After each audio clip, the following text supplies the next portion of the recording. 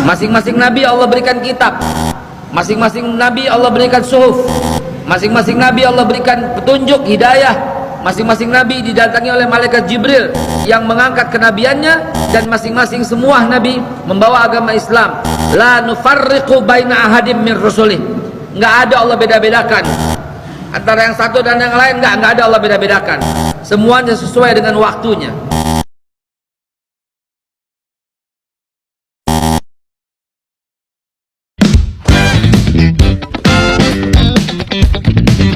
Masing-masing nabi Allah berikan kitab, masing-masing nabi Allah berikan suhuf,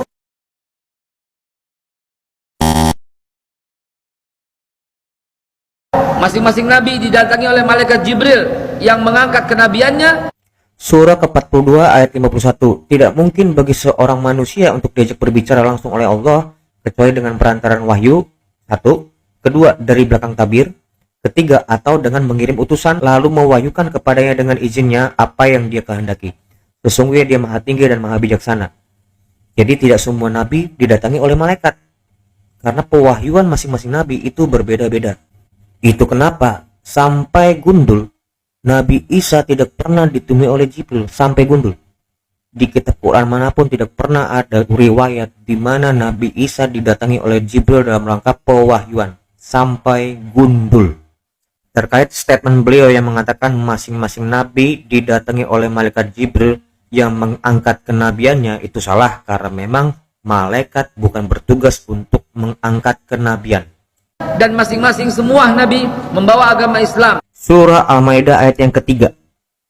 Disebut di sini pada kalimat-kalimat terakhir, pada hari ini telah aku sempurnakan agamamu untukmu, telah aku cukupkan nikmatku bagimu, dan telah aku ridhoi Islam sebagai agamamu. Ini ayat turun sebagai surah yang terakhir atau yang diturunkan kepada Muhammad.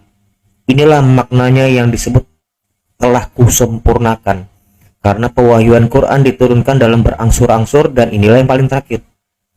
Jadi tidak ada ruang yang menyebutkan bahwa agama Islam adalah agama penyempurna, karena justru agama Islamlah agama yang disempurnakan menurut ayat ini.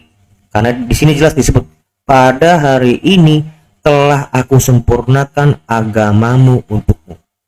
Terkait sama statement beliau yang mengatakan setiap nabi membawa agama Islam, menurut saya dengan apa yang saya lihat di sini, pada hari ini telah aku sempurnakan agamamu untukmu. Disebutnya agamamu, bukan agama Islam untukmu, bukan. Kalau ada disebut agama Islam untukmu, itu boleh kamu menyebut kalau penyempurnaan terakhir baru di zaman Muhammad. Agama Islam baru ada sudah ada di zaman Adam dan disempurnakan di zaman Muhammad, itu boleh. Kalau disebut di sini agama Islam untukmu, tapi di sini jelas agamamu, bukan agama para nabi. Agamamu, memang Islam itu agamanya Muhammad. Agamamu untukmu.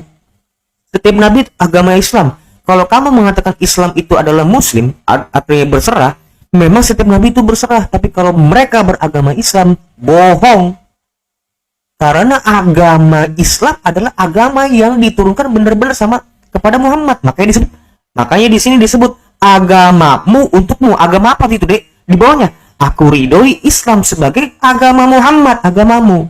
Nggak ada Allah beda-bedakan antara yang satu dan yang lain, nggak ada Allah beda-bedakan. Semuanya sesuai dengan waktunya. Betul. Menurut ayat yang Bapak tadi bacakan memang tidak membeda-bedakan. Faktanya dibedain nggak? Dibedakan. Kita lihat di ayat ini aja pun yang tercantum di layar ini. Pewahyuannya aja berbeda. Ada yang disampaikan Jibril, ada yang nggak disampaikan Jibril, ada yang langsung melihat, ada yang melalui tabir. Bagaimana kamu bilang ini nggak beda-bedakan? Dibeda-bedakan. Itu satu poin. Yang kedua, Nabi Isa menghalalkan yang sebelumnya haram, nggak ditegur. Baginda Muhammad mengharamkan yang sebelumnya halal, malah ditegur. Itu dibeda-bedakan. Ketiga, cuman bayi Nabi Isa dan ibunya yang pada saat lahir tidak disentuh iblis. Nabi-nabi lain dan orang manusia lain itu disentuh iblis. Dibedakan nggak? Dibedakan. Jadi jangan ngomong nggak dibeda-bedakan. ayat itu bener ada. Betul, memang itu ada. Gue nggak bilang itu salah, nggak. Tapi ayat itu bener atau nggak materialnya, secara material? Yang nggak terbukti loh. Jelas ada perbedaan. Jelas ada dibedakan. Ini ya contohnya. Secara teologis, Alama Syahid Abdullah bin Alawi dan sebagainya dalam bahasa Arab atau Dar al-Hawi tahun 1998, cetakan kedua halaman 31 menjelaskan bahwa tak seorang pun bayi selamat dari tempelangan setan. Tidak seorang pun. Ketika baru dilahirkan sehingga mereka menangis sebagaimana kutipan berikut. Nah, ini kutipannya. Ini bahasa Arabnya kamu baca deh. Ini menurut surah 3 ayat 36. Artinya ketika manusia dilahirkan dari perut rahim ibunya, ia menangis keras. Nah, ini kenapa Dek menangis keras? Di sini dijelaskan. Hal itu disebabkan ia ditempeleng oleh setan terkutuk yang tak seorang pun, tidak seorang pun disebut selamat darinya kecuali siapa? Nabi Isa, putra Maryam dan sang ibu. Saya nggak bilang ini Isa ini Yesus, bukan. Tapi kamu kan bilang premisnya kan setiap nabi diperlakukan sama kan? Nah ini lihat. Kecuali Nabi Isa putra Maryam dan sang ibu alaihissalam. Nah ini dibedakan kok. Hal itu disebabkan Allah melindungi mereka berdua disebutnya. Karena ibu dan Siti Maryam, Siti Imron sebelumnya pernah berdoa demikian. Karena sebelumnya ibunya dari Siti Maryam pernah berdoa. Nah itu dikabuli. Kan ini isi doanya. Dan sesungguhnya aku mohon perlindungan kepadamu untuk dia dan keturunannya dari gangguan setan yang terkutuk. Juga disebutkan dalam hadis, ketika iblis datang untuk menusuknya, maka tusukan itu mengenai tabir. HR Bukhari dan Muslim. Dari kutipan di atas dapat diurai hal sebagai berikut. Pertama, setiap bayi baik laki-laki maupun perempuan terlahir dalam keadaan menangis disebabkan oleh ulah setan terkutuk yang sengaja menempelin mereka.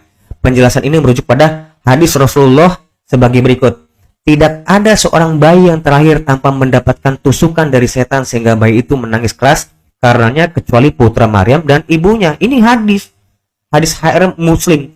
Kalian jangan bilangin ini, oh ini kamu kutip-kutip dari hadis sembarangan. Kalau memang sembarangan, belajar ini. Argumen saya dipatahkan.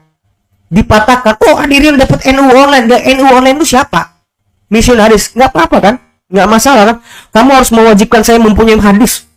Hard copy-nya beliin saya semua. Emang kau pikir nggak mahal? Untuk apa beli kalau bisa dapat dari online? Kan permasalahannya kan itu bisa dipercaya atau enggak. Nah menurut saya NU online bisa dipercaya. Jadi jangan ngomong-ngomong kayak gitu. Jawab ini. Jangan cuma ngomong oh itu kamu ngasal-ngasal ngutip. Jawab.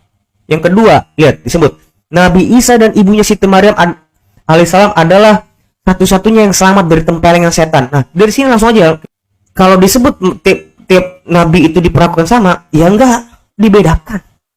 Dari ayat sini kan jelas, dari data ini sudah jelas. Kenapa Timur Tengah itu gagal jadi negara? Orang Islam ini susah diajak bernegara. Susah. Orang Islam ini paling gampang diajak memberontak. Orang Islam itu kan baca Al-Quran. Al-Quran itu imamuna. Dalam Islam itu Al-Quran adalah imamku. Jadi kalau orang Islam itu baca Al-Quran, itu seperti mendapat perintah langsung. Dan dia nggak mau ada negara yang menjembatani ini. Nggak gampang itu ngajak orang Islam masuk negara. Wa qatiluhum hatta la takuna fitnah. Kalau Qurannya bilang begitu, dan perangilah mereka sampai nggak ada fitnah. Perang orang itu. Berat orang Islam ini diajak untuk menerima negara. Nah, di Indonesia ini capek para ulama ini. Udah nyeret ini kesultanan Islam ini datang menerima republik, ya sudah. Ini yang menurut saya, khawatir saya, ada yang rawan ini, yang memprovokasi seolah-olah ini belum final, padahal ini udah dianggap final. Saya terus terang kecewa betul itu dengan tokoh-tokoh tua, macam Pak Hendro dan lain-lain. Kerjaannya itu gangguin orang Islam terus. Wah ini orang mau bikin negara khilafah. Khilafah apa? Khilafah itu konsep, ada dalam Al-Quran. Itu benih. Mau jadi kerajaan oke, nggak ada bentuk negara dalam Islam. Mau jadi kesultanan oke, mau jadi republik oke, mau menjadi federasi oke, mau jadi apapun oke. Khilafah itu benih. Khilafah itu artinya tanggung jawab, pertanggungjawaban. Kita ini mengurusi sesama itu adalah pertanggungan. Inni ja'ilum fil ardi khalifah. Kata Tuhan ngomong sama malaikat, saya mau turunkan manusia ini sebagai khilafah, sebagai khalifah. Tuhan yang ngomong begitu. Maksudnya manusia ini dilengkapi oleh Tuhan sebagai fi ahsani taqwim, diciptakan sebagai makhluk yang sempurna, akalnya, budinya luar biasa semua, dikasih tanggung jawab ngurus manusia ini. Supaya manusia tahu bahwa ada konsepsi pertanggungjawaban di antara mereka. Dan terjadilah itu. Sepanjang sejarah sudah terbentuk. Tiba-tiba sampai di Indonesia hari ini, ada yang ingin memecah belah kita. Menganggap konsepsi-konsepsi dasar agama sebagai ancaman kepada Republik. Menurut saya, inilah ancaman dan bahaya kepada negara kita sekarang.